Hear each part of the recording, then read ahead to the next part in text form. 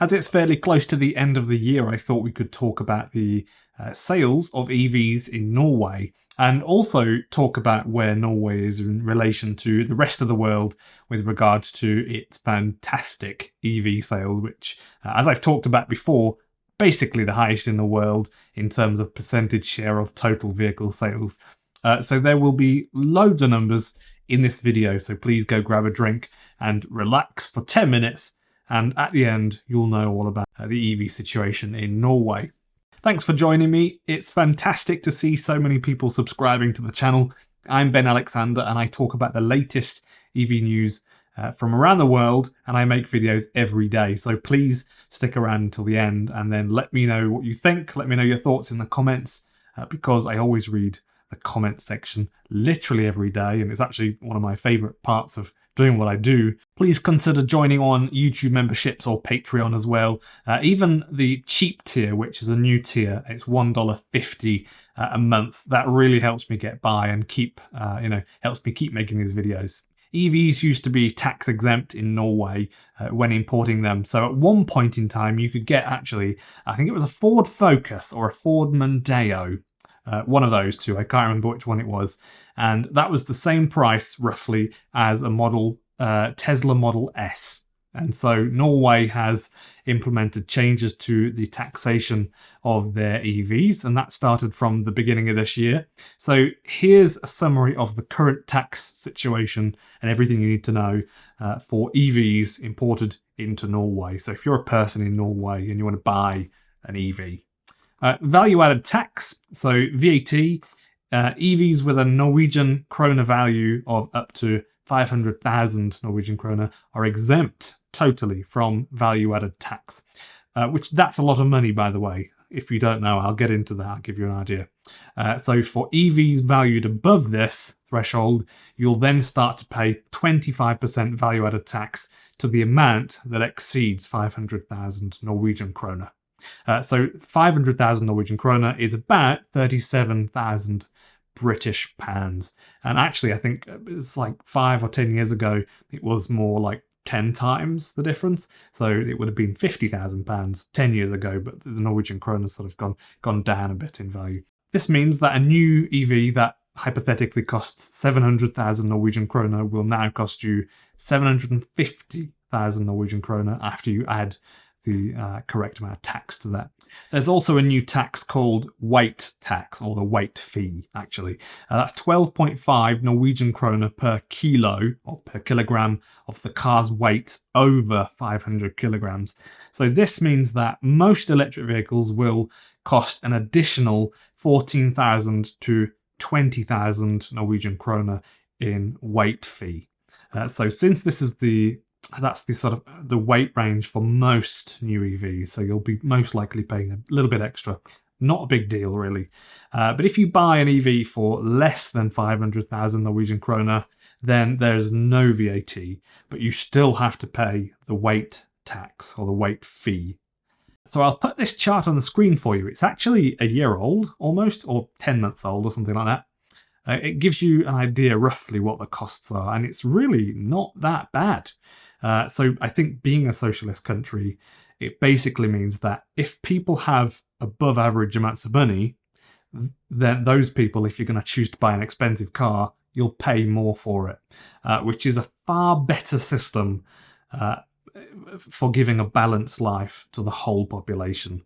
So another example, a person that puts, say, bread or milk on a shelf in a store works physically, you work hard, you work long hours and you work quite hard, and it's a challenging job. So you get paid well. So not as well as a doctor, but actually not a million miles off. So most people in Norway have, arguably, I'd say, a nice life, which is really nice. It's fantastic. Far better than having a few millionaires, like in California, and then loads of homeless people. Far better than that. And I know that some people, I think maybe I had a conversation once where somebody said, if you work hard and you earn more money, you should pay lots less tax. I'm not so sure, really. I think the idea of having a balanced society is really good. So I prefer that. Norway's EV market continues to outpace other countries. for obvious reasons, with plug-in EVs hitting a 90% market share in July this year, 2023, and that's a rise from 83% last year. So full battery electric cars alone counted for 81.7% of the full market in July. So basically just over, 4 out of 5 cars that were sold were electric in July. It's sort of floating around that sort of 80-90% mark for EVs and hybrids. So EV sales grew 20% year on year, reaching 6,148 units in July. Plug-in hybrids, on the other hand, they actually saw a decline of 31% year on year, indicating a much stronger consumer shift away from even hybrids just going straight to batteries. So I think that's a really good thing, I think. The Volkswagen ID.4 also, in Norway, they really do like Volkswagens.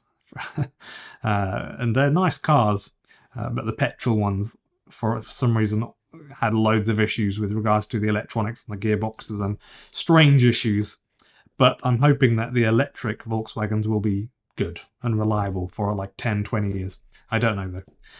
The Volkswagen ID.4 led as the best-selling vehicle in July, which is a notable change from the Tesla Model Y's usual dominance right at the top in the number one spot. The Tesla Model Y, however, does remain the most popular over any sort of 3-month period in Norway, with 6,007 units sold, which kind of underscores, Tesla's winning in Norway. They're doing really, really well, and they have for years, basically. BYD haven't really taken off at all in Europe, just anywhere in Europe. Someone said in the comments a couple of days ago, I can't remember who it was, they haven't seen a BYD in real life in the UK yet, which is surprising to me, I think, because they're everywhere in Australia. And, I know they've been in Europe, and they are selling some in Europe, but just not lots. So the BYD Tang, this is also very interesting, is a big car. And as much as it's a very nice car, especially the inside, I didn't really think Norwegians typically liked really large vehicles, unless it was a Volvo. But the BYD Tang has actually sold well over 1,000 now, and they just sent another 450 to Norway. So I think that, to me, that's interesting. I'm not saying you should think that's interesting. The BYD Atto 3 is also doing really, really well in Norway, and I think one of my subscribers, who is also a YouTube member, drives an Atto 3, if I remember right. I'm talking about you, Knut. I'll be in Scandinavia all winter this year, so if anybody wants to say hello, just let me know. I'm more than happy to meet up and have a coffee. I'll be in the bottom half of Norway, basically, so around sort of, Stavanger, Oslo, Kristiansand, that bottom bit, and then into Sweden. To convert the remaining 10% of the market to EVs, I think more than likely a broader range of EV models and more affordable options are definitely going to be necessary. It will definitely help, and I think there will also be some people that don't want to change from what they've been doing for decades. There are people in the 70s, 80s, 90s, noughties. They've been filling it with petrol or diesel, probably petrol pre-2000, I guess, which is fine. But, we should all have a choice to some degree. So I think those people, we should respect that that's just what they want, Out of interest, if you're in Norway or Sweden, could you take a minute for me, but also anybody else who is interested, and please just tell us what sort of car you have and your summer versus winter range, and anything else is you just being generous. I'm always interested to know if you've got other things to say, but that I just really wanted to know. So if you could do that, I would love it. Thank you. Thank you for watching the video to the end, and also thank you for following and subscribing, and for all the comments and suggestions on videos and whatnot. I really appreciate that. Og tusen hjertelig takk til mine norske venner for alle hyggelige kommentarer. Thank you very much, and that's my rusty Norwegian English. I'm not a native Norwegian speaker, so yeah. Ha en god dag.